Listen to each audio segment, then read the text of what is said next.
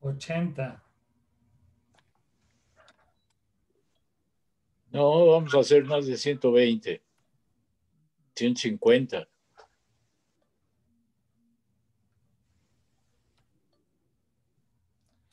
Cada vez que suena, nomás, ¿no? Bien, ábrete. Bien, más. Bueno, pues buenas tardes. El Seminario Universitario de Gobernabilidad y Fiscalización les da la más cordial bienvenida a esta interesante charla sobre un tema pues, que nos trae a todos inquietos en estas fechas desde el año pasado. Todos hemos estado viviendo cosas que ni en película, yo creo, nos habíamos imaginado que podíamos presenciar, y pues tenemos a un expertazo de lujo que nos va a hablar sobre actualidades del COVID, que es el doctor Pablo Curi Morales. Le cedo la palabra al doctor Alfredo Adam, quien es coordinador de este seminario, para que nos dé la bienvenida. Primero, buenas tardes a todos ustedes y los saludo desde este sistema de comunicación que nos ha servido para ir desarrollándolo. Doy una cordial bienvenida a esta conferencia organizada por el Seminario Universitario de Gobernabilidad y Fiscalización UNAM, en la que tendremos el gusto de escuchar las reflexiones del doctor Pablo Curi Morales, profesor de la Facultad de Medicina de la UNAM. Se cumple más de un año del inicio de la pandemia. Los gobiernos en todo el mundo han tenido que enfrentar el reto de las últimas décadas. Las decisiones administrativas y el uso de los recursos públicos para mitigar y enfrentar esta situación han sido objeto de escrutinio público constante. La rendición de cuentas se ha convertido en una herramienta indispensable para comunicar a la ciudadanía sobre las acciones gubernamentales y la evolución de la pandemia. A pesar de haber iniciado el proceso de vacunación, debemos ser conscientes que recuperar nuestras actividades y la economía del país tomará varios meses más, a lo mejor hasta años.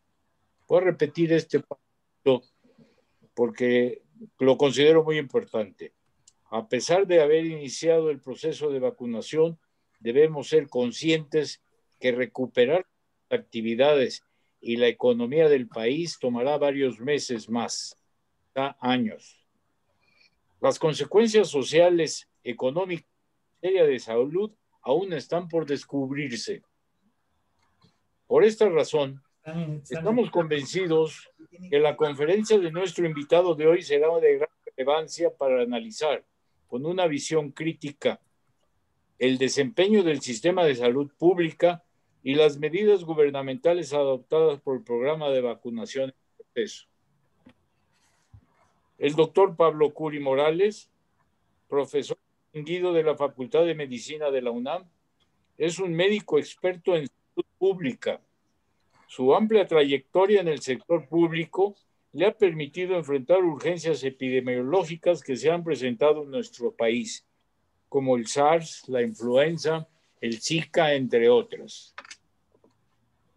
Conoce los problemas que enfrenta un gobierno para implementar medidas de contención ante una pandemia. Por eso su participación es de gran importancia para enriquecer la discusión sobre la situación en la que nos encontramos, así como las posibles consecuencias en la vida pública, y incentivar un diálogo informado respecto de las decisiones y medidas implementadas. Cedo la palabra a la maestra Aurea del Carmen Navarrete Arjona, secretaria técnica de este seminario, para que presente una breve reseña del currículum de nuestro invitado. Es tuya la palabra. Muchas gracias, doctor. Y antes de presentar a nuestro excelente expositor el día de hoy, les quiero comentar que al final va a haber un periodo de preguntas y respuestas. Si son tan amables de enviar las dudas que vayan teniendo, las preguntas que quieran que responda el doctor Curi al chat de esta reunión, para que podamos tomar nota de ellas y planteárselas al doctor una vez terminada la exposición. Bueno, pues el doctor Pablo Antonio Curi Morales es egresado de la Universidad Nacional Autónoma de México, médico cirujano y maestro en ciencias sociomédicas, con énfasis en epidemiología. Especialista en salud pública certificado por el Consejo de la Especialidad, diplomado en salud pública internacional en la Universidad de Monroe y de manera conjunta con los CDC y egresado del Programa Especial de Alta Dirección del IPAN. Fue director general de epidemiología y del Centro Nacional de Vigilancia Epidemiológica y Control de Enfermedades de 1997 a 2009 de la Secretaría de Salud. Fue director científico de Sanofi de 2009 a 2011. Como subsecretario de Salud Federal de 2011 a 2018, tuvo a su cargo 35 programas de salud en los que participó en su diseño, operación y evaluación. Destacan el de enfermedades no transmisibles, control de enfermedades transmitidas por vector, planificación familiar, VIH, urgencias epidemiológicas y el de promoción de salud, entre otros. Pues reiteramos nuestro agradecimiento al doctor Curi, le damos la bienvenida y estamos seguros que nos va a orientar y aclarar muchas dudas que todos traemos respecto a cómo tomar nuestras decisiones durante esta contingencia. Muchas gracias, doctor, y bien. Muchas gracias, Aurea. Y pues yo quiero iniciar desde luego con un mensaje de gratitud a Alfredo Adam, a Felipe Sacre, a la maestra Aurea, y por supuesto a todos los que hacen posible esta sesión, desde luego a nuestra querida universidad, a mi alma mater, y de manera destacada a todos los que se han conectado. He visto nombres de queridos colegas y amigos y de mucha gente que puede estar interesada en ver algunas cosas y algunas reflexiones que voy a tocar en estos minutos sobre el tema del COVID y como hemos denominado ahora, y ahora voy a compartir, le voy a pedir a alguno de ustedes que me diga si se ve y se ve bien y se ve la pantalla completa. Si ya se ve bien, ¿alguien me lo indica, por favor? Sí, está bien. Muy bien. Bueno, pues vamos a hablar de algo que hemos denominado actualidades del COVID-19, vacunas, secuelas y algo más. El algo más es más extenso que solo algo más. Es un tema que creo que ya se ha dicho en la introducción, pues a todos nos tiene, yo diría que preocupados y a muchos ocupados ya desde hace ya más de un año. Y yo quisiera, como lo he hecho en algunos de estos seminarios o webinars que me han invitado, iniciar por algunas cosas muy básicas y luego ya vamos a meternos en temas específicos con un poquito de mayor profundidad, sin entrar en demasiados aspectos técnicos, sino más bien tratando de abordar aquellas dudas que en general surgen, pero luego, desde luego, recordando a toda la audiencia que al final tendremos un espacio, si así ustedes lo juzgan pertinente, para que me hagan algunas preguntas y elaboremos alrededor de algunos de los temas. Primero vamos a hablar un poquito de la enfermedad, ¿no? Porque de pronto como que ya nos acostumbramos a hablar, incluso hasta confundimos y hablamos del coronavirus, cuando en realidad la enfermedad se llama COVID-19, está causada desde luego por coronavirus, que es por un coronavirus recientemente descubierto en Wuhan en 2019. El nombre de COVID-19 viene de CO de corona, VI de virus, D de enfermedad en inglés y 19 por el año de aparición. Antes de que iniciara el brote en diciembre de 2019, no se conocía esta enfermedad, no se conocía el virus. El virus causante hoy ya tiene nombre, es el SARS-CoV-2, y por supuesto que el SARS-CoV estaba antes y era el que causaba el SARS que apareció en 2002-2003. No sé, por ahí alguien está pintando en la pantalla, Berenice. No sé si puede dejar de pintar rayitas. Gracias. Se transmite de persona a persona. Esa es la forma en la que se transmite. No hay otra forma de transmitirlo a través de las gotitas que se generan cuando hablamos, tosemos, respiramos, etc. Sí se puede contagiar si uno respira en un espacio que esté contaminado, sobre todo si este espacio está cerrado, mal ventilado y ha sido concurrido por personas infectadas. No entra por otro lado que no sean las mucosas de nariz, ojos o boca, no entra ni por el estómago, ni por la piel, ni por ningún vector. Entonces, también algo que es importante, aunque hay quien dice que ya no es necesario limpiar superficies, ni mucho menos, Me parece que no hay que entrar como al principio en esta obsesión de tener todo limpio, pero sí es una forma, no la más eficiente, pero sí puede llegar a ser una forma de transmisión.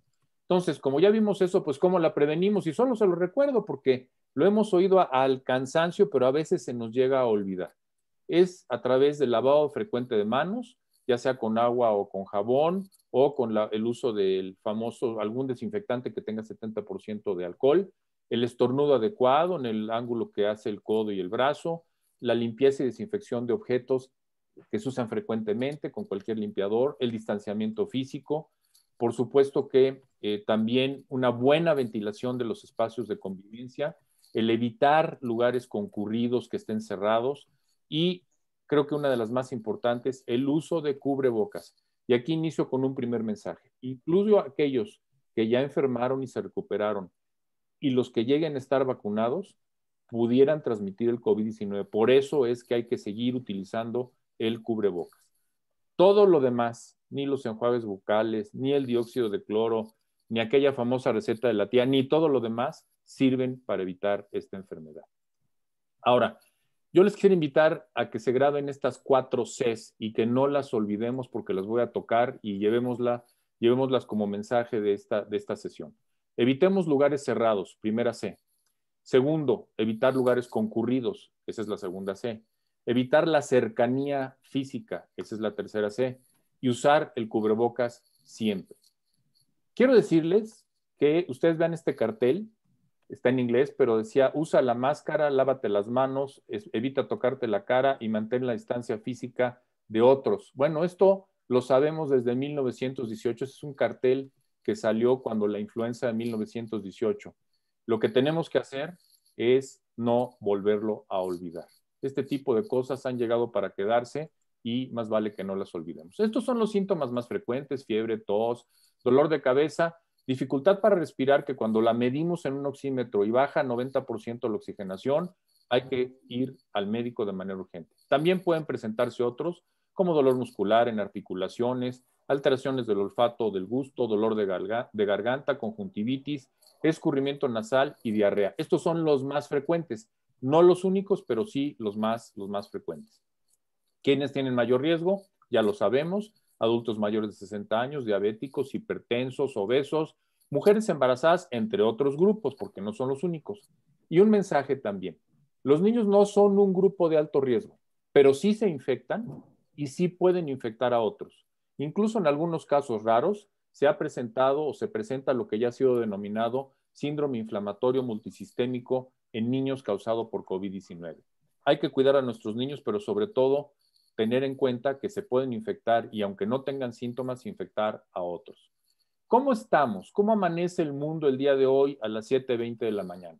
Bueno, pues amanece en ruta a casi 137 millones de casos en todo el mundo y en ruta a casi 3 millones de defunciones en todo el mundo. Y aquí están los países desde Estados Unidos, que es el que más número de casos tiene registrados. Y bueno, la lista es de todos los países y México, que aparece en el lugar 13-14 con 2.281.000 casos. Les recuerdo que en realidad esto no es comparable porque cada quien ha hecho vigilancia de manera distinta. Entonces esto no es comparable, pero pues sí nos da una idea de dónde están los mayores problemas. Y lamentablemente, aunque México está por acá en el lugar 13 o 14, estamos en el lugar 3 en cuanto a defunciones. 209.702 hasta el día de ayer. Seguramente cuando termine esta conferencia y se presente la conferencia oficial de las 7 de la noche, pues conoceremos algunos casos más y posiblemente hoy lleguemos a los 210.000 defunciones, todas muy, muy lamentables. Esta es la curva de casos en nuestro país. Como ustedes ven, pues la tendencia hay una tendencia descendente, es cierto, pero fíjense aquí al final, ya empieza a haber un repunte. ¿Por qué puede ser ese repunte? Y primero explico este gran repunte de enero. Esto que estamos viendo, que vimos en enero, es producto de cómo se portó la sociedad y la gran movilidad social que se dio hacia fin de año. Bueno, pues este repunte que se empieza a ver aquí, que esperemos no progrese mucho, pues es producto de lo que hayamos hecho en la Semana Santa y en la Semana de Pascua. Entonces ya estamos empezando a ver que ahí va para arriba nuevamente. Yo no creo que alcance estos niveles, pero seguramente llegará a niveles, digamos, como los que estábamos. Y nada más quiero recordarles en junio, julio del año pasado, cuando decíamos que era el peor de los escenarios, pues probablemente ahora en este rebrote o repunte porque no es, ese sigue siendo el mismo brote, andaremos en esos niveles. ¿Cómo están las muertes? Miren, esto es el efecto, quizá algunos de ustedes lo escucharon, el fin de semana dieron a conocer más de 2,000 defunciones. No es que hayan ocurrido ese día, sino son defunciones que se acomodaron y se dieron a conocer ese día y que vienen de semanas anteriores, incluso dice la autoridad que habían ocurrido hasta el año pasado. Se observa una tendencia irregular en el tiempo, como ven, muchas subidas y bajadas, y lo que es cierto es que cuando se analiza el exceso de mortalidad, se estima que han ocurrido en nuestro país entre 350 y 450,000 muertes por COVID-19, aunque han reconocido, bueno, estas ya son reconocidas, digamos, pero el número exacto es el que di en las láminas previas. Un poco sobre las nuevas variantes, que es un tema que a todos preocupa. Déjenme decirles de entrada, los virus siempre están mutando, siempre están cambiando y van a salir o van a emerger nuevas variantes que pueden desaparecer. Algunas van a quedarse y van a persistir. Y la verdad es que durante esta pandemia ha habido ya muchas variantes, se han documentado muchas, pero no todas tienen trascendencia porque sus cambios son muy, muy pequeños. Todos los científicos del mundo, hay redes que lo están haciendo, están monitoreando estos cambios, incluyen análisis genéticos de los virus y pues evidentemente lo que más preocupa a los científicos y a los tomadores de decisión es qué implican estas variantes, es decir, si van a hacer más grave la enfermedad, si van a hacer que sean resistente la variante a las vacunas, en fin, eso es algo que a todos preocupa y que se está en investigación. ¿Cuáles son hasta ahora las que yo diría que más hay que atender o estar pendientes? La B117, la famosa del Reino Unido, se propaga con mayor facilidad que las previas y además es más mortal, y eso ya está demostrado. Después la sudafricana, que es la B1351, que el tema que tiene es que por lo menos contra la vacuna de Astra, pues se ha visto que es bastante resistente. La vacuna de Astra tiene una efectividad de alrededor del 70 hasta el 80%, incluso más, y contra esta cepa bajó al 22%. Luego tenemos una variante brasileña, la P1. No está claro qué implica, pero parece que podría afectarse la capacidad de nuestro cuerpo para ser reconocida por los anticuerpos que nosotros formamos. Han aparecido otras variantes en California e incluso en África, y la verdad es que van a seguir apareciendo muchas variantes. Bueno, estas variantes parecen propagarse con mayor facilidad y rapidez que otras. Y aquí el tema es que un aumento en la cantidad de casos va a ejercer mayor presión sobre los recursos de atención médica. Y obviamente si hay más casos, va a haber más hospitalizaciones y posibilidad de más muertes. Hasta ahora, prácticamente todos los anticuerpos que se han generado a través de la vacunación con las vacunas, que ahora vamos a hablar de ellas, reconocen estas variantes, excepto, como ya dije, la de Sudáfrica con la vacuna de AstraZeneca. Entonces, yo diría que el cumplimiento de las medidas no farmacológicas a las cuales ya hice referencia sigue siendo esencial para limitar la propagación del virus que causa COVID-19. Por ahí del 9 de marzo salió este artículo que decía que ya llegó aquí el diablo. Hablaba del problema de la vacunación y de una variante en California, a la cual ya yo he hecho referencia, aquí está la numeración, que decía que podría propagarse más fácil que otras variantes y evadir anticuerpos. Incluso salió en Nature la publicación, y aquí lo que yo quiero decir y reiterar es, van a aparecer más variantes, no está claro qué pueden implicar, ni si se pueden convertir en un reto para evadir la respuesta inmune. Por eso hay que estar muy atentos a la aparición de las mismas y sus implicaciones. De hecho, tan cerca como hace aproximadamente 4 días, para ser exactos, pues se publica que descubrieron una nueva variante o la variante EEK que pues pudiera mostrar resistencia a las vacunas, que es una posible característica no demostrada y que tiene la mutación, esta es la mutación específica, identificada por primera vez en las cepas que ya referí de Sudáfrica y Brasil. Entonces, pues están apodando la EK por su aparente capacidad de evadir la inmunidad natural por infección previa. Entonces, quiero decirles cuál es la situación de México. El 7 de abril, hace 6 días escasos, en la conferencia nos dijeron que habían ya detectado 200 casos de variantes de COVID-19, de las cuales 38 eran de preocupación y 165 de interés. y fundamentalmente nos hablaban de que ya había 33 casos con la variante del Reino Unido y que ya había 5 casos con la variante brasileña, y hasta nos dijeron en dónde, ¿no? En Tamaulipas, etcétera, ahí está la distribución, y que se habían encontrado que es la variante brasileña, en los estados de Chihuahua, Jalisco, etcétera. Importante, había variantes de interés, como por ejemplo la californiana, que tenían mutaciones en ciertos lugares y que se habían encontrado en 22 entidades federativas. Y que no había llegado, por ejemplo, la famosa EEK, que ya les di cuenta en la lámina anterior, que no había llegado a nuestro país, aunque ya se había visto en otros países.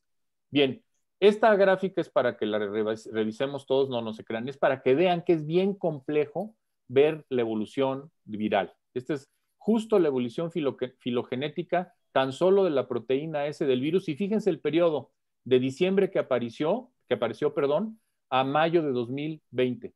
O sea, en 6 meses vean la cantidad de variaciones que solo en una proteína se dieron.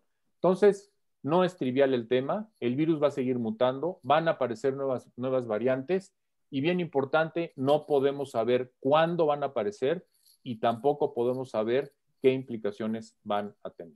Otro tema es el tema de las pruebas, solo una lámina. Para recordarles que hay 3 pruebas, las PCR, que ven el material genético, casi no tienen falsos negativos ni falsos positivos, sirven para hacer diagnóstico, se toman por hisopo nasalofaringeo y también hay por toma en saliva, son bastante buenas. Luego tenemos las pruebas serológicas rápidas, las famosas que ven los anticuerpos, las que conocemos como rápidas del piquetito en la sangre y una gotita. La verdad es que dan muchos falsos positivos y negativos si así se toman. Si se toman en sangre que se extrae a través de una aguja y que se procesa en un laboratorio, son mucho menos malas, digamos. Pero estas, las rápidas, las de la gotita, ni siquiera ya están recomendadas. Y tenemos las terceras, que son las pruebas de antígeno, que son una opción para PCR y que son también por hisopado nasofaringeo y que en casos sintomáticos dan muy buen resultado, pero son casi tan buenas como las PCR y son más baratas. Estas son los 3 tipos de pruebas. Luego, otro tema que yo sé que nos preocupa y nos ocupa mucho es el del, ¿nos podemos reinfectar o no? Bueno, la respuesta está dada en muchos artículos. Este me pareció uno de los mejores, publicado el 5 de diciembre del año pasado, donde habla de cuál es la definición de reinfección. Está muy clara, que una persona que se ha infectado una vez se recupere y se vuelve a infectar. Ahora, suena muy claro, pero no es tan fácil decir realmente cuando hay una verdadera reinfección, porque la definición, digamos ya para saberlo, es que haya un nuevo episodio de síntomas, fíjense bien, al menos 90 días después del primer episodio con una PCR positiva y que haya evidencia de que estuvo en un sitio con un brote en curso o que tuvo estrecho contacto con un caso confirmado. Primera condición. Y segunda, que se demuestre que los episodios estuvieron causados por 2 variantes distintas, lo cual es bien difícil porque hasta ahora en el diagnóstico común que le hacen a toda la gente, el de los antígenos en los kioscos o las PCR en los laboratorios, no se hace tipificación de las variantes. Eso se hace en los laboratorios especializados como el INDRE. Entonces es bien difícil hablar realmente de una verdadera reinfección. Sin embargo, sí hay lo que se llama recurrencia o persistencia de positividad. Ocurre dentro de los primeros 90 días después del primer episodio y puede representar una eliminación persistente del virus sin que se pueda catalogar como una verdadera reinfección. Esto es una cosa muy técnica, no la voy a tocar, pero lo que es importante es que en algunos casos, sobre todo en los hospitalizados graves, la PCR puede seguir siendo positiva hasta 90 días sin que represente una reinfección. Y esto es todavía más importante. Rara vez se encuentra que más allá de 10 a 20 días después de los primeros síntomas, los virus se puedan replicar y por lo tanto puedan infectarse más personas. En síntesis, sí hay reinfecciones, pero las verdaderas reinfecciones son raras. Puede haber cuadros de lo que se llama recurrencia de positividad. Hace falta más investigación sin duda y reitero, pues tenemos que seguir con las medidas no farmacológicas, las famosas 4 Cs. Secuelas, una lámina para las secuelas.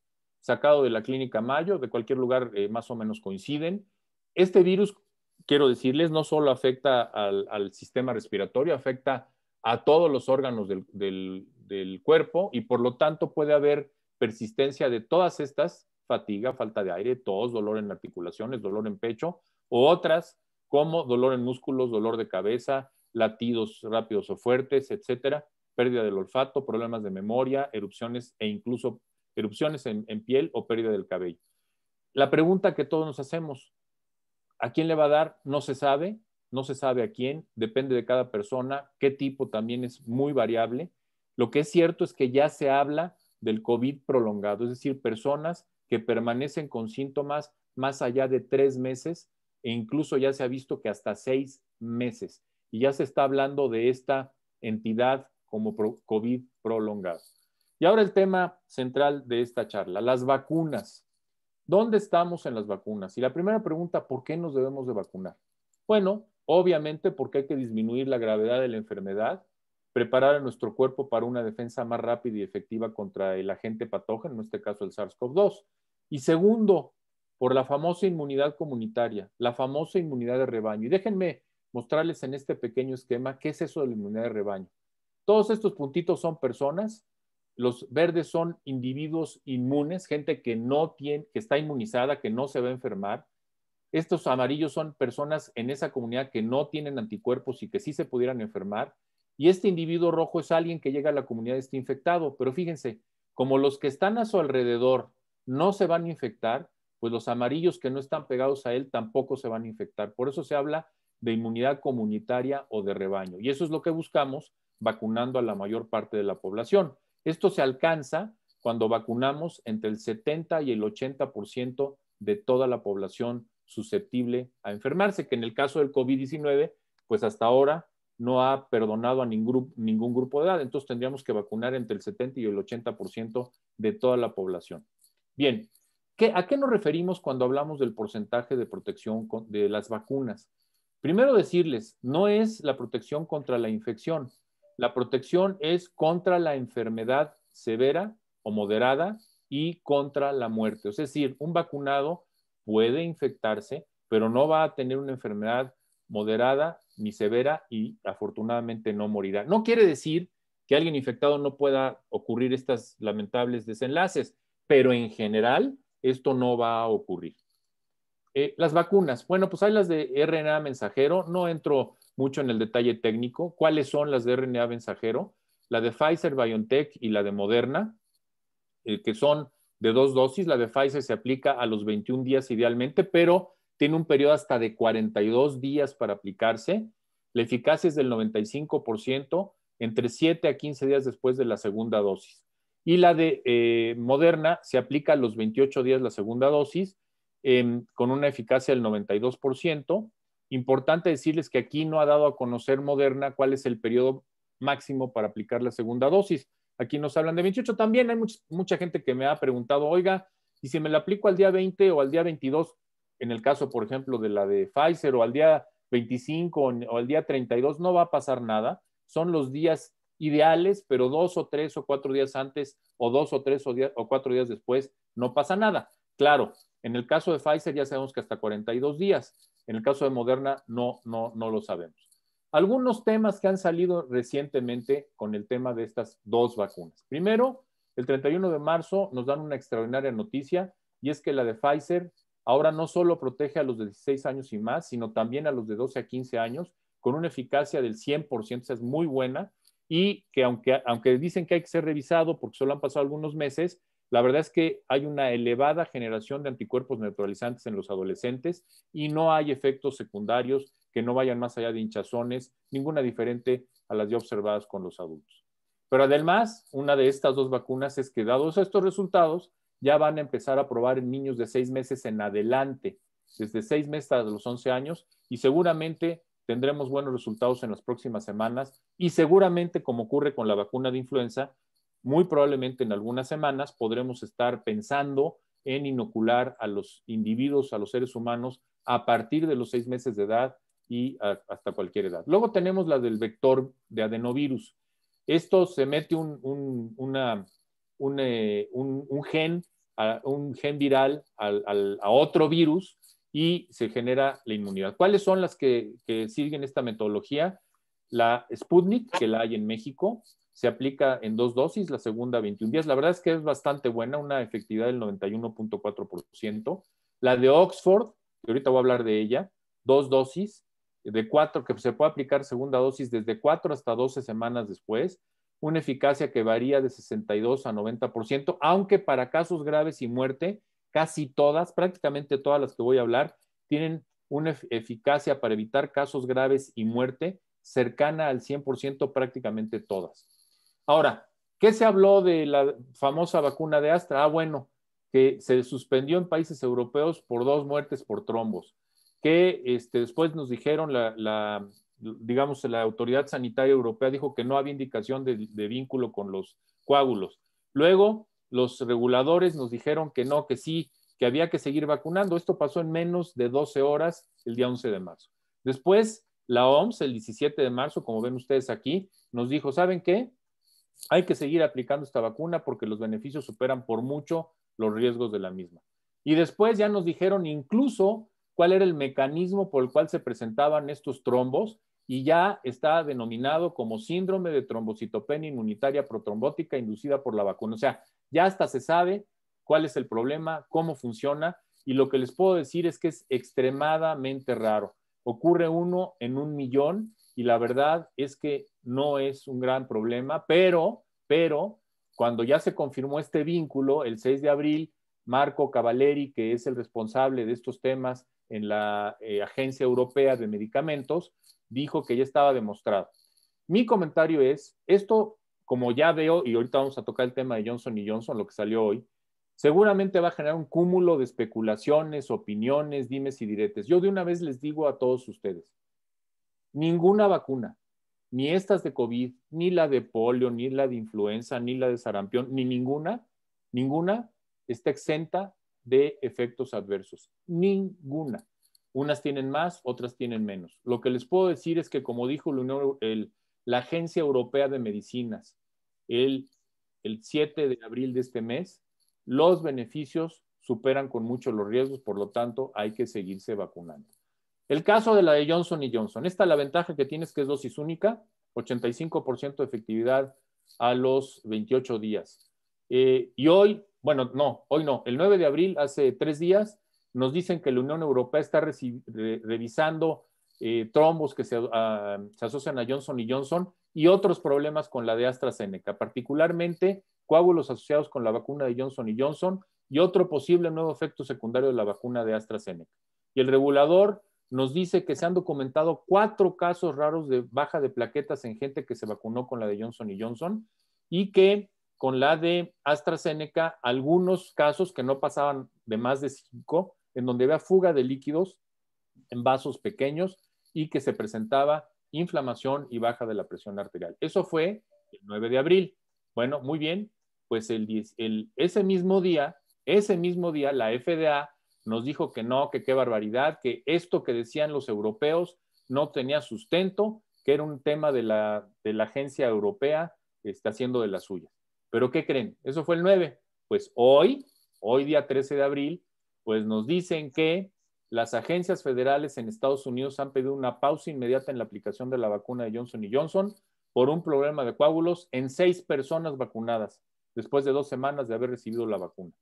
E incluso, sí nos dicen que que es el subdirector, la doctora Ann Shushat, que es la subdirectora de los Centros de Prevención y Control de Enfermedades, dicen que se recomienda la pausa como una medida de precaución extrema y que los efectos adversos son extremadamente raros. Entonces yo les digo algo, ustedes han oído a Javier Tello o conocen a Javier Tello, que la verdad coincido 100% con él, hace esta analogía. En el Estado de México ocurren 50.6 robos en transporte público por cada 1.000.000 de habitantes, promedio.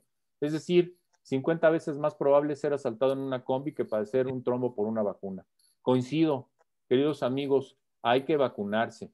No hay que minimizar, pero tampoco hay que exagerar. Hay que reflexionar sobre la información y acomodarla en el lugar que corresponde. Así que yo sugiero que a vacunarse, o como siguiendo lo que dice aquí nuestro amigo Tello, de plano pues no salgamos a la calle, pero no es el caso. Tenemos la de CanSino, que también ya está en México, es dosis única, esa es bastante buena, hasta donde sea ahorita todavía no la han aplicado, pero ya está. Su efectividad es de 65.7, aunque reitero, para casos graves y muerte casi llegan al 100%. Después tenemos otras que son con virus inactivado. Esta es la de Sinovac, que esa sí se ha aplicado ya bastante en México, son 2 dosis. que se deben de aplicar entre los 14 y los 21 días. La efectividad varía de 65 a 91%. Y luego tenemos la Sinopharma, que es otra vacuna china que no la tenemos en México, con dos dosis, con una efectividad del 79 al 89%. Y ahí les va la noticia. Bueno, estas tres son las vacunas chinas.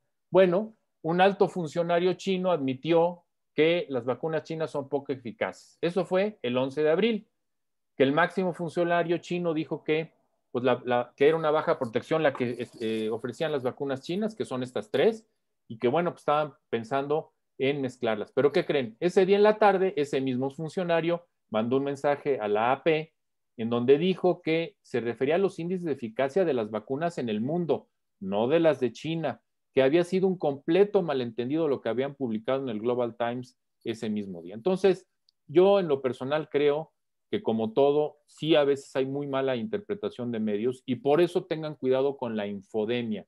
Hay que remitirse a las fuentes originales y la recomendación que yo haría es hay que aplicarnos las vacunas y ahora van a ver también por qué.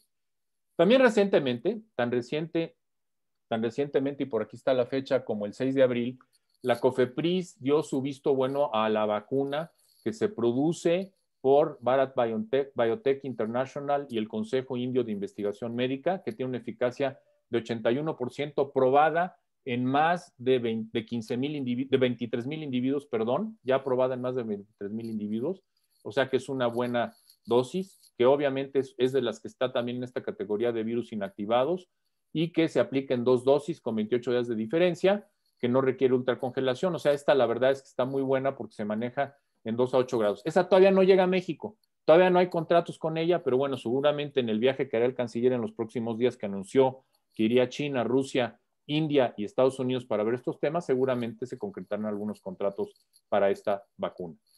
Y bueno, hoy 13 de abril, nos dan a conocer que ya vamos a tener nuestra vacuna mexicana que se llama PATS. Yo no voy a leer todo esto, lo único que les puedo decir es que el desarrollo es en pruebas preclínicas en animales y apenas en este mes de abril van a iniciar las fases 1, 2 y pues, la 3 en su momento en seres humanos. O sea, ojalá llegue a haber esta vacuna disponible, pero todavía falta mucho para que sea una realidad que se pueda aplicar. Pero bueno, pues ahí está en ruta y ojalá sea el caso. Es una buena noticia, aunque apenas empezará en la fase clínica, falta mucho aún. Y pongo estas dos, porque son 2 vacunas cuyas fase 3 se está corriendo en México. Una es la CureVac alemana, se está corriendo en el Tec Salud en Monterrey y en algunos sitios clínicos. Aún no se sabe cuál es su eficacia. Y la otra es la de Novavax. Esta ya había terminado su fase 3 en Europa con una eficacia del 89% y contra hospitalización y muerte del 100%, y también tuvo fase 3 en México. Las pongo porque al haber fase 3 en México es posible que cuando tengan su registro en otros países, pues sean de las que pudieran tener registro rápido en México por haber tenido ya fase 3 en México. ¿Por qué nos debemos de vacunar? Porque millones de personas se han vacunado sin riesgo. Son seguras y efectivas. La verdad es que han sido evaluadas en miles de participantes en ensayos clínicos. Y los resultados de las iniciativas de monitoreo de efectos secundarios son muy alentadores. Muchísimas personas no sufren ningún efecto secundario. Otras han notificado efectos secundarios como, desde luego, hinchazón, enrojecimiento en el dolor de inyección, fiebre, sí, dolor de cabeza, cansancio, dolor muscular, escalofríos e incluso náuseas. Estas son las reacciones más comunes. Una cantidad muy reducida de personas ha tenido reacción alérgica grave, llamada anafilaxia. Como ya vimos, todavía menos que los que han tenido anafilaxia han tenido estos coágulos. Como vieron, se ha dado cuenta de 11 casos en total, que bueno, los de Astra ya se vieron que sí están vinculados con algún mecanismo de la vacuna, pero los de Johnson & Johnson todavía no se sabe y seguramente en los próximos días lo sabremos. Y yo auguro, puedo estar equivocado, pero guárdenlo en sus libretas, que muy probablemente dentro de 2, 3, 4 días, una semana, van a volver a empezar a aplicar las vacunas de Johnson & Johnson. Ahora, esta es una pregunta que surge. ¿Una mujer embarazada se puede vacunar? Sin duda.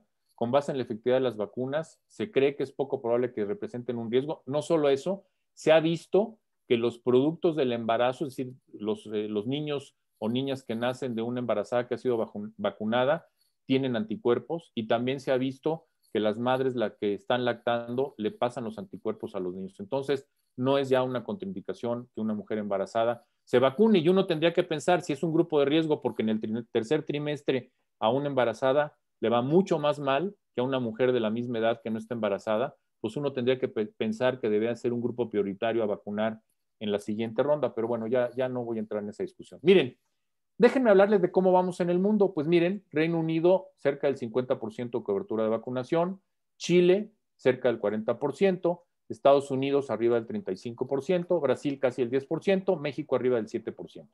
Y quiero retomar este caso, es el caso de Chile. Ya vimos que anda cerca del 40%. ¿Y qué pasó en Chile? El sábado 10 de abril, Chile alcanzó la cifra récord de casos, o sea, hace 3 días.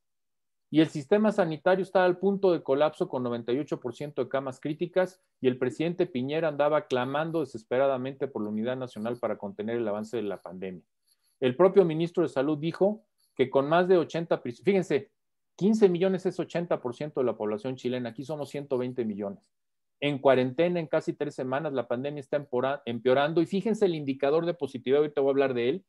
Estaban muy preocupados porque las pruebas diarias de PCR siguen en torno al 12%, como si fuera una gran tragedia, que sí lo es, ahorita les voy a decir por qué, un 12% de positividad. Pero este ejemplo, queridos amigos, de Chile es claro, más claro, de que no es suficiente la vacunación si no se alcanza la inmunidad de rebaño. Por eso, no debemos confiarnos, porque una cosa es que haya vacunas y otra cosa es que haya vacunación. Que haya cientos de millones de dosis de vacunas guardadas no significa que la población esté vacunada, y como ya estamos viendo aún en Chile, que ya va en el 40% casi de vacunación, esto está ocurriendo. ¿Por qué? Porque hubo gran movilización de personas, se relajaron los protocolos de confinamiento, dejaron de usar cubrebocas y dejaron de tomar precauciones.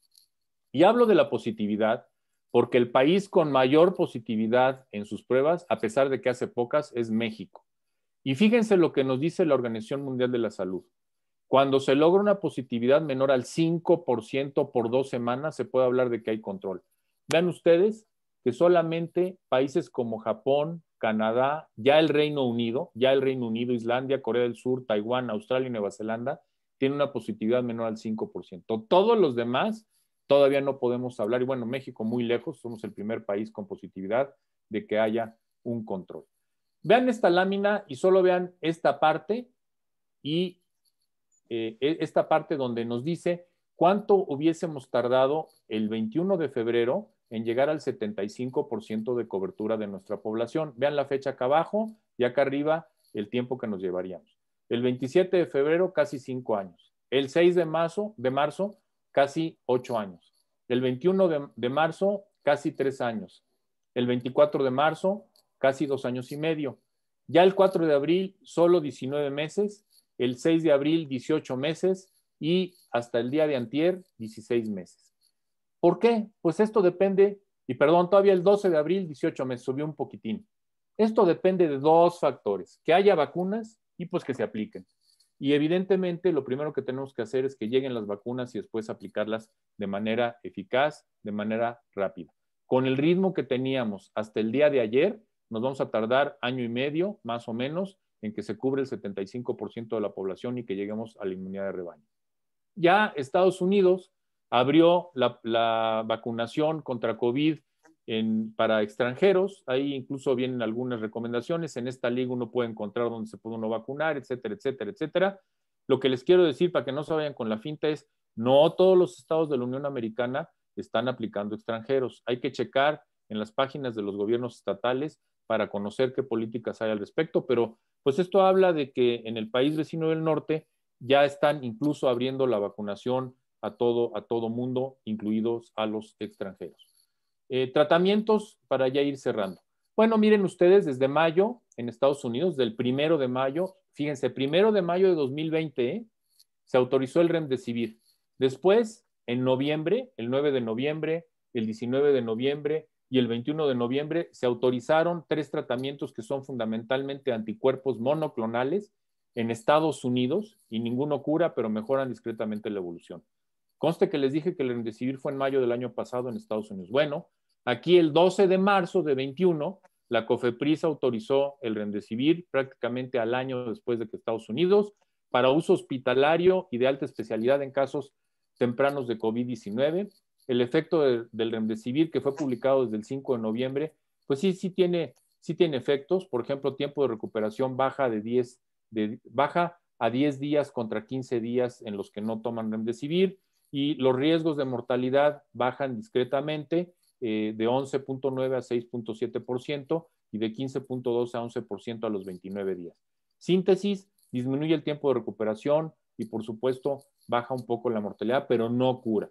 Y luego, COFEPRIS, el martes 16 de marzo, nos dijo que habían autorizado ya estos dos tratamientos de anticuerpos monoclonales, y que pues estarían disponibles. Hasta donde yo sé, todavía no están disponibles. Lo único que les puedo decir es que serían los 3 tratamientos que están en nuestro país. Ahora bien, este artículo salió el 20 de marzo porque yo sé que a muchos de ustedes, seguramente, o a conocidos de ustedes, entre otras cosas, les han dado ivermectina y acitromicina cuando se han enfermado o han sabido que alguien se enferma.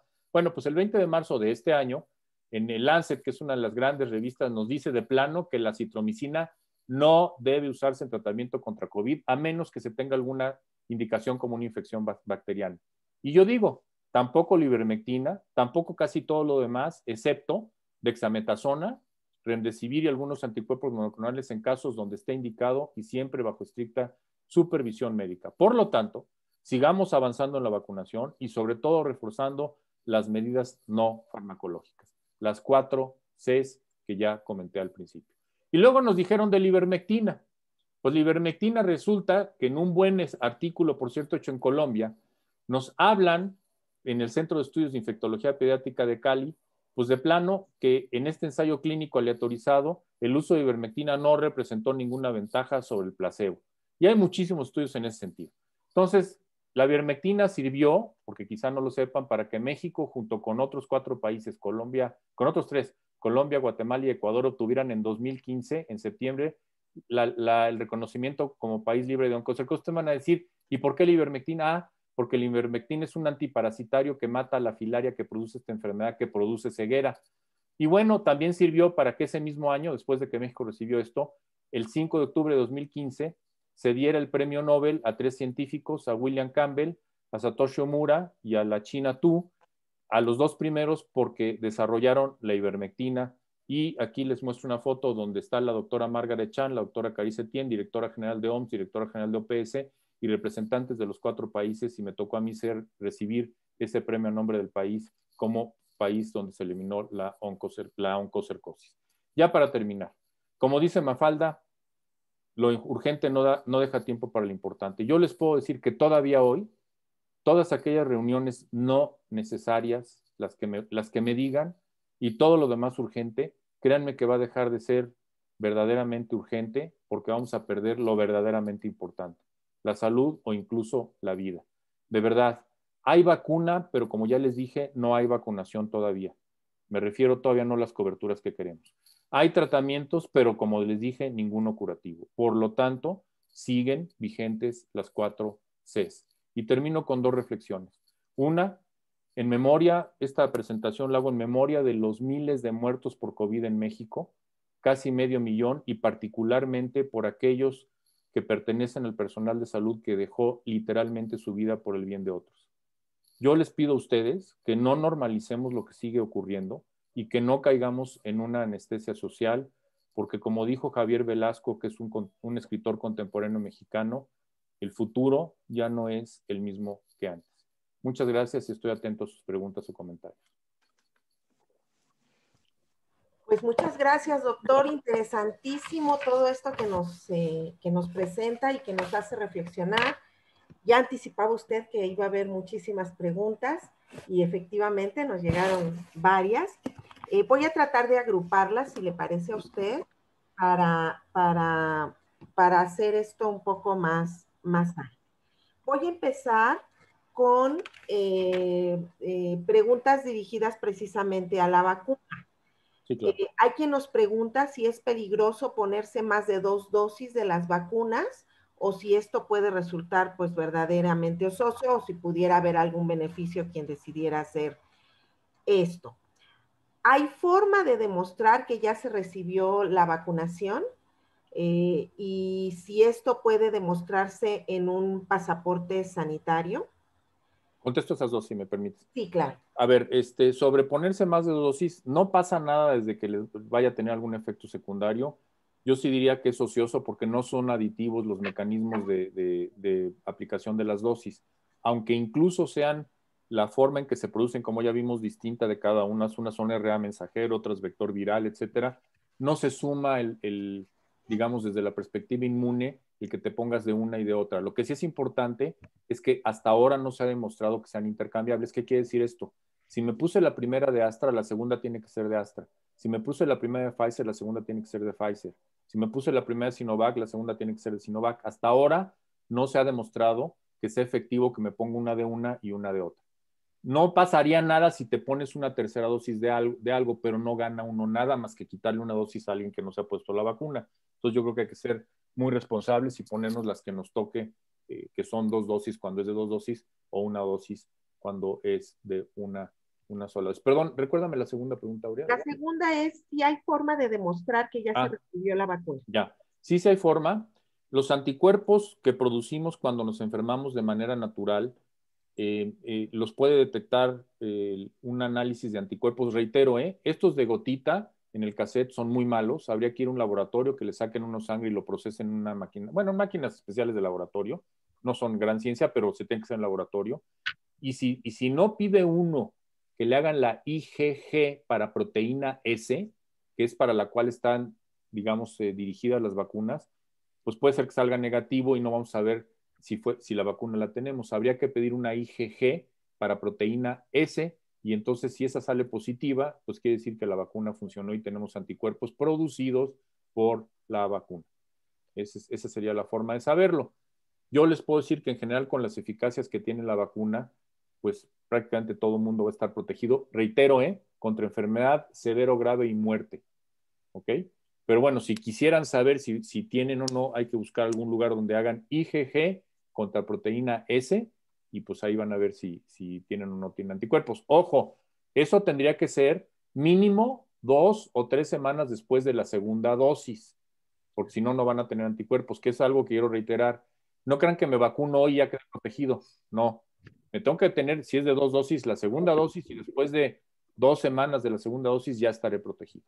Y de todos modos, así hay que usar tapabocas, por lo que ya les dije, porque protege no contra infección, sino contra enfermedad severa o grave y contra muerte. Gracias, doctor.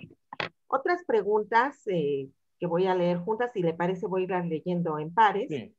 Dice, ¿las vacunas pueden presentar efectos tan extremos como producir cáncer, diabetes, etcétera? ¿Y cuáles son las implicaciones de los efectos secundarios en pacientes con enfermedades crónico-degenerativas? A ver, en general, las vacunas, la que me digan, los efectos secundarios normalmente son locales, como ya dije. Sí hay vacunas, las de COVID ya vimos que la de Astra puede producir trombos, 1 en 1.000.000 de vacunados, o sea que es rarísimo, y puede tener los que ya les dije, pero ninguna va a producir ni cáncer. Es un mito, ¿no? Por ahí hubo un video que, bueno, pues la gente, y yo entiendo, no tienen por qué saber, una gente de España, o por lo menos con acento español, diciendo que estas vacunas que lo que hacían era transformar el DNA y bla, bla, bla. Para nada. Son vacunas seguras y eficaces y en general obviamente no van a producir ni diabetes, eso no va a ocurrir por la aplicación de ninguna vacuna. Y los efectos secundarios pues tampoco tienen nada que ver con que tenga una enfermedad crónica o no tenga una enfermedad crónica. ¿Quiénes no deben de aplicarse la vacuna? Quienes tengan alergias graves y la gente lo va a saber porque probablemente en algún momento de su vida tuvo alguna reacción anafiláctica y alguien que tuvo alguna reacción anafiláctica seguramente o terminó en el hospital o lo tuvieron que aplicar algún medicamento para que no tuviera una complicación mayor. Esos no deben de aplicarse estas vacunas. ¿No? Esos son los que no deben. Fuera de ahí, bueno, y la otra condición, que no se hayan aplicado otra vacuna al menos 15 días antes de la aplicación de la de COVID, por ejemplo, la de influenza, por ejemplo, que no es el caso porque ya acabó la temporada, pero tiene que pasar más de 15 días de haberse aplicado esa vacuna. Y, cosa muy rara, pero puede darse el caso, que estén con tratamiento de anticuerpos monoclonales. Claro que hay casos de gente que sí les dan anticuerpos monoclonales para tratamiento de algunas enfermedades, por ejemplo, reumáticas, etcétera. Si están con tratamiento con anticuerpos monoclonales, no se pueden aplicar estas vacunas. Pero mi recomendación, estas no son, son reglas generales, pero mi recomendación es, si están en alguna de estas circunstancias, perdón, suena estribillo trillado, pero consulten a su médico, al médico que los conoce antes de hacer cualquier o tomar cualquier decisión. Y quiero hacer, si me permiten, una advertencia.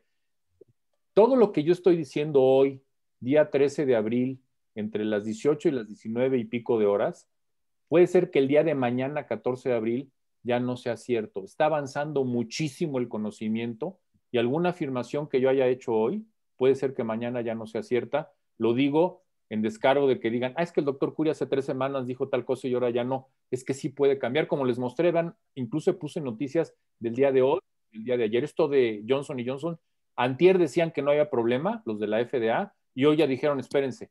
Entonces, así están cambiando las cosas. Muy bien, doctor.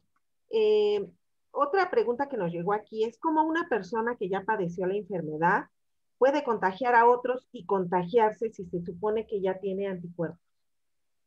A ver, ¿cómo estuvo? ¿Cómo una persona que ya padeció la enfermedad puede contagiar a otros o contagiarse nuevamente si se supone que ya tiene anticuerpos? Bueno, les decía yo que una verdadera reinfección es rara. Lo que hay es gente que sigue tirando el virus y va a salir PCR positiva, pero no va a contagiar.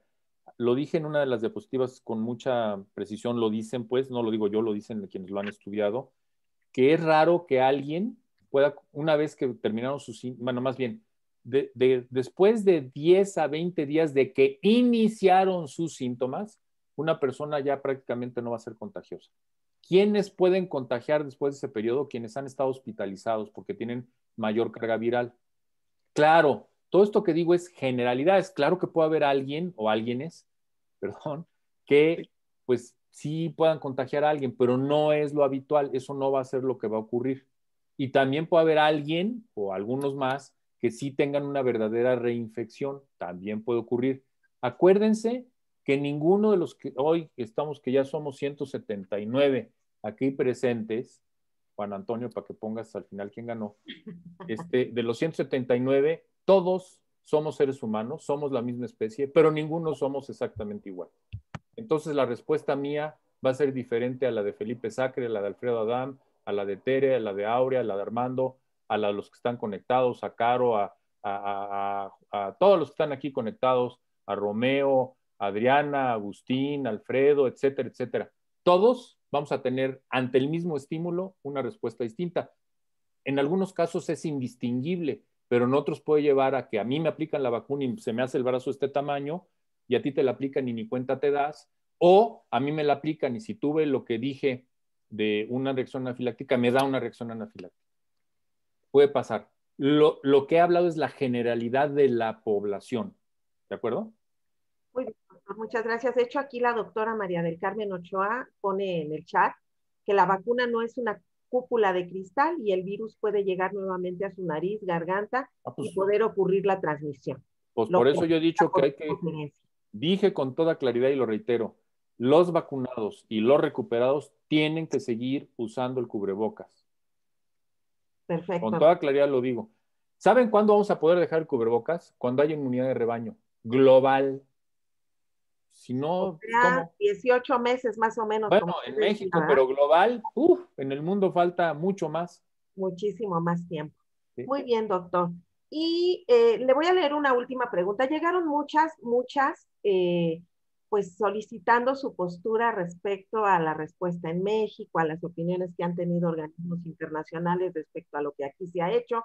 Pero si me permite usted, pues estamos en una conferencia más bien para aclarar dudas de la enfermedad misma, de que podamos tener nosotros para decidir, para tomar la opción de vacunarnos. Y hay quienes dicen, bueno, con esta tomaré una opción responsable de no vacunarme, pero en algunas personas lo he escuchado, pero estoy dejando fuera ese tipo de preguntas, si me lo permite. Y la última pregunta que me parece le podría leer son, si usted conoce si hubo criterios para determinar cuáles eran las vacunas aptas para la población mexicana o todas para todos. Yo no conozco cómo determinaron, esto habría que preguntárselo a la autoridad sanitaria. Lo que sí les puedo decir, todas las que están autorizadas en México, pues se están usando en muchos lugares y su eficacia, como ya lo mostré, pues es en general bastante buena. A mí la que me tocara, alguien lo dijo, creo que tú, Armando, decías, ¿cuál vacuna es la mejor? Pues la que te toque. O sea, la que haya cuando te toque, siguiendo los esquemas correctos y que se aplique bien y que se haya almacenado bien. Y perdón, sí quisiera ahora, si me permites, hay una aquí de una charla que dio una doctora de Querétaro, la doctora Acevedo Whitehouse, creo que es la de Querétaro. Yo la vi y con todo respeto, pues parece muy bien informada, sí se presenta con grandes credenciales, pero hay muchas interpretaciones que están mal, lo digo con todo respeto para la doctora. Entonces, pues yo diría que hay que tomar con reservas lo que ahí se dice. Muchas gracias, doctor. Pues le agradecemos mucho que esté aquí. Agradecemos también a todas las personas que han estado conectadas, a nuestro secretario Armando Tomé, que está en representación de nuestro director, y bueno, varias personalidades que tenemos por acá, pero bueno, le cedo la palabra al doctor Adam. Bueno, pues ya me oyen, sí. La verdad es que ha sido muy interesante, muy completa la presentación, Pablo. Muchas gracias, de verdad, en nombre de los universitarios y en nombre de la facultad y de la gente del seminario que tengo el honor de dirigir o que manejar. Y nada más quiero decir esto que tenemos y le pido que nos los pongan en la pantalla, el reconocimiento que hace la Facultad de Contaduría y Administración de la Universidad Nacional Autónoma de México al doctor Pablo Curi Morales por su participación como ponente de la conferencia Actualidades del COVID-19, vacunas, secuelas y algo más en el marco de nuestro Seminario Universitario de Gobernabilidad y Fiscalización. Y va por mi raza hablará el espíritu, Ciudad Universitaria, abril del 21, firmado por el maestro Tomás Humberto Rubio Pérez, director de la facultad. En su momento te lo haremos llegar, pero por lo pronto aquí la publicamos aún sin firma, pero ya está, pero te la haremos llegar para que tú lo conserves como con el gusto de haber estado en este seminario. Y yo sí quiero agradecer a todo el público, a todos nuestros compañeros, a algunos maestros de la facultad, y si hubo 180 gentes que siguieron esta conferencia, es un éxito. Es un éxito porque de todas formas la publicación y la promoción fue totalmente interna y fue a gentes de maestros de la facultad, alumnos de la facultad, pero por ejemplo Arcelia Quintana nos avisa de que 14 alumnos de la facultad están ahí y 30 alumnos de la Facultad de Derecho están también ahí. Gracias, Arcelia. Y ya realmente es un evento importante en la universidad. Muchas gracias, Pablo. Al contrario, yo quiero agradecerles a ustedes, a todos. Muchísimas gracias, a quienes lo escucharon también, y sus felicitaciones. Muchas gracias. No, y aparte, ya ahora sí, por otro lado, viene un comercial para los siguientes eventos que vamos a tener en el Seminario Universitario de Gobernabilidad. Y está confirmado ya para el 30 de abril a las 9 horas en la mañana, la primera etapa de conversatorio, así le llamaron, una visión interdisciplinaria en el combate contra la corrupción. Y nos los va a dar la doctora Yasmín Esquivel Moza, ministra de la Suprema Corte de Justicia de la Nación, la maestra Alejandra Palacios Prieto, comisionada presidente de la Comisión Federal de Competencia Económica, la maestra Claudia Elena del Buen Una, presidente de la Barra Mexicana del Colegio de Abogados, la maestra María de Lourdes Divia Álvarez, magistrada presidente del Tribunal de Justicia Administrativa del Estado de Puebla, el maestro Sergio Martín Ibel, presidente de la Comisión Contrataciones Públicas de la CONCAMIN, y el moderador va a ser el maestro Sergio Eduardo Guacuja Betancur, coordinador de la Comisión de Anticorrupción de la Barra Mexicana del Colegio de Abogados. Este evento va a ser el 30 de abril y lo estamos anunciando ya desde ahora y esperamos que tengamos una asistencia importante. Ahora, el 12 de mayo a las 5 de la tarde o a las 6, vamos a ver la hora que conseguimos, vamos a tener una que se llama Reforma Fiscal, Oportunidades o Amenaza. Y nos las va a dar el maestro Francisco Suárez Dávila, ex subsecretario de Hacienda, ex embajador de México, miembro actual de la Fundación UNAM y académico de la Academia Universitaria de Gobernabilidad y Fiscalización. O sea, tenemos ya programados 2 eventos y esperamos una asistencia también masiva. Y yo creo que es importante aguantar el ritmo que le estamos dando a este seminario y en beneficio de la universidad y en beneficio de todo México y con la libertad y la autonomía de nuestra universidad, la libertad de cátedra, podemos decir lo que queramos, lo que pensamos, sin ninguna traba ni ninguna cosa que nos impida decir nuestras opiniones y nuestras verdades. Y la verdad es que pues nos sentimos muy orgullosos de haber presentado este evento e invitamos a todos al siguiente evento y a cada uno lo iremos anunciando, diciendo, poniendo la clave en las cartulinas que se están publicando. Y Doctor, no me queda más que tenemos a nuestro director conectado, al maestro Tomás Humberto correcto, Pérez, sí. por si quisiera dirigirnos algunas palabras. Adelante, Tomás. Estaba por aquí. Muchas gracias, maestra Aurea. Doctor Alfredo, muchas gracias. La verdad que después de escuchar esta conferencia magnífica, el doctor Curi, no tengo nada más que decir muchas veces gracias, doctor, por esta orientación, por su distinguida presencia.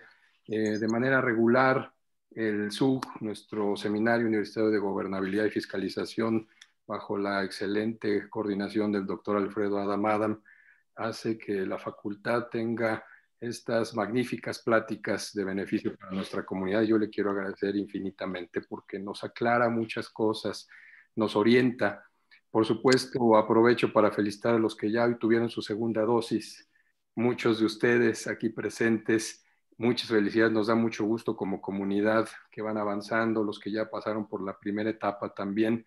Y este tiempo que nos ha tocado como humanidad caminar juntos, nos da luz mucho esta plática, doctor Pablo Curi.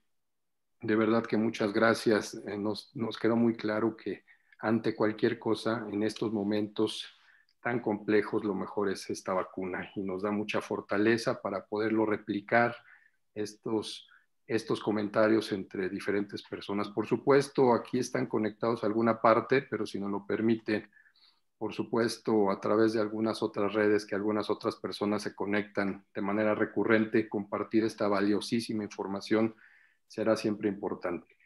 Muchas gracias nuevamente, doctor Pablo Curi, por su distinguida presencia. Muchas gracias, doctor Alfredo Adam, por seguir siempre poniendo tan en alto el nombre de nuestra facultad con estas magníficas conferencias y, por supuesto, a las distinguidas académicas presentes, distinguidos académicos, y escuchaba de nuestras, que están también presentes, 2 de nuestras maestras eméritas, aquí la doctora Nadima Simón y la doctora Arcelia Quintana. Muchas gracias por invitar también a algunos de sus alumnos. Sin más, solamente quiero decirles gracias. La facultad se enorgullece en esta tarde por recibirlo y, si me lo permiten, como siempre lo digo, por mi raza hablar del espíritu. Buenas tardes. Buenas tardes. Cuídense mucho. Un abrazo. Las 4 Cs y la vacuna. Hasta luego. Bueno, nada más informar que estaremos produciendo un documento, un cuaderno, como los que hemos hecho cada una de nuestras conferencias y nuestras pláticas, y en su momento, bueno, pues lo haremos llegar a las gentes que lo requieran, lo soliciten, y con el permiso de nuestro invitado. Y Pablo, gracias por esta exposición tan clara y sobre todo por el conocimiento que estás transmitiendo. Muchas gracias, de verdad. Gracias a todos por su asistencia y saludos. Gracias a todos. Muchas gracias.